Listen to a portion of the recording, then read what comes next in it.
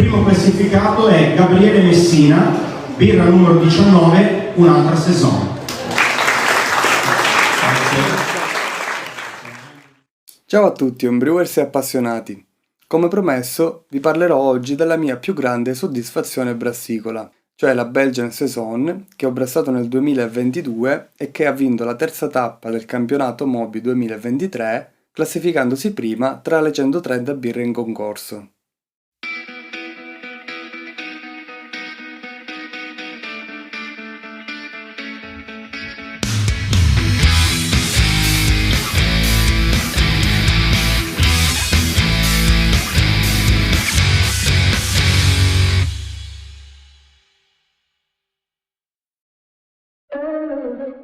È la mia cotta numero 41, una Belgian Saison brassata con Technical Grain con sistema all-in-one più sparge. Il grist è composto da 77% malto Pilsner, 11% malto di frumento, 7% malto aromatic e 5% di miele biologico. Luppolatura con Styrian Goldings da 3,9% di alfa-acidi per un totale di 20 IBU. Il lievito è un Fermentis B134, inoculato a 22 gradi, poi naturale rialzo termico in tumultuosa fino a 23,5 gradi, quindi salgo di 1 grado al giorno fino a 28 gradi, mantenuti poi per altri 4 giorni. Quindi un leggero cold crush a 12 gradi per pulire la birra e riportarla a 20 gradi al 17° giorno per l'imbottigliamento. Se volete seguire per intero la cotta, guardate il mio ultimo video sulla Saison brassata quest'anno, che è la replica esatta di questa fortunata birra.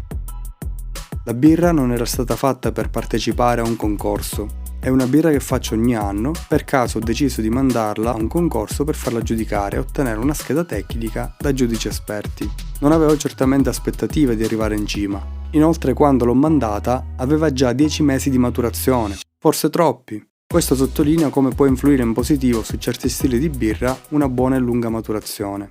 Vediamo insieme la birra.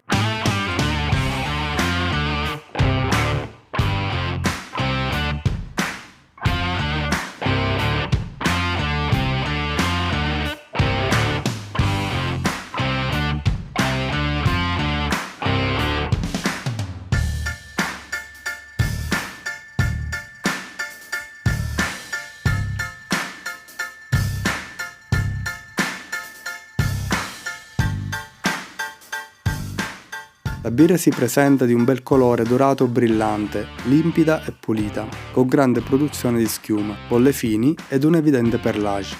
2,5 volumi di CO2 di carbonazione prevista.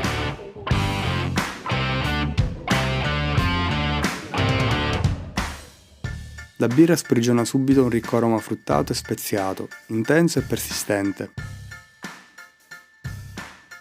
In bocca si apprezza subito la scorrevolezza, l'elevata attenuazione e la buona carbonazione sottolineano questo aspetto. È una birra piuttosto secca. La base dolce è appena percettibile, il corpo quindi è molto leggero.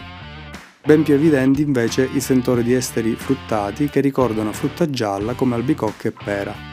Speziato non pungente, ma ben equilibrato e si amalgama bene con il luppolo, un po' meno evidente rispetto a molte Saison ben più amare, diciamo più simile al profilo della Saison Dupont.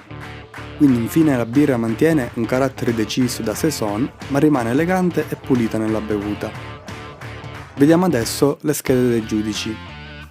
Per l'aroma i giudici hanno dato un punteggio di 7 e 10 su 12. Entrambi hanno dato 3 su 3 sull'aspetto, 16 su 20 anche in questo caso di entrambi per il gusto, 4 su 5 per le sensazioni boccali ed infine 8 su 10 per le impressioni finali sullo stile. Punteggio finale di 38 e 41 su 50. Nella mia breve esperienza è decisamente il punteggio più alto finora ottenuto in un concorso.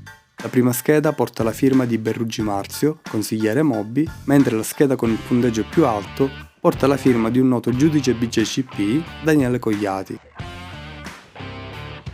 Ringrazio i giudici per aver compilato in modo accurato, preciso e completo le schede, davvero di grande aiuto per noi homebrewers. Vediamo adesso le note dei giudici più da vicino. Per l'aroma hanno scritto aroma intenso, speziato, con fenolico leggermente eccessivo, poi fruttato, scaldandosi esce una nota mielata. Malto neutro con intensità bassa, no luppolo, esteri di pera più fenoli speziati, entrambi di intensità media, fragrante, aspetto, buon colore, schiuma con buona persistenza, dorato chiara, schiuma abbondante fine, ottima persistenza. Gusto: buon inizio, fruttato ben bilanciato con parte speziata, finale piacevole. Malto neutro, intensità bassa, no luppolo, finale secco pulito, amaro bilanciato, retroolfatto simile all'aroma, con in più un debole sentore di miele.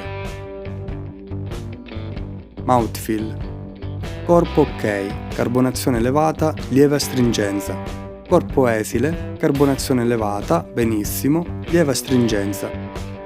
Impressioni finali: leggermente penalizzata in aroma, la nota fenolica sfociava in una nota medicinale. Per il resto una birra veramente ben concepita. Finalmente una birra belga con una bolla belga, eccellente.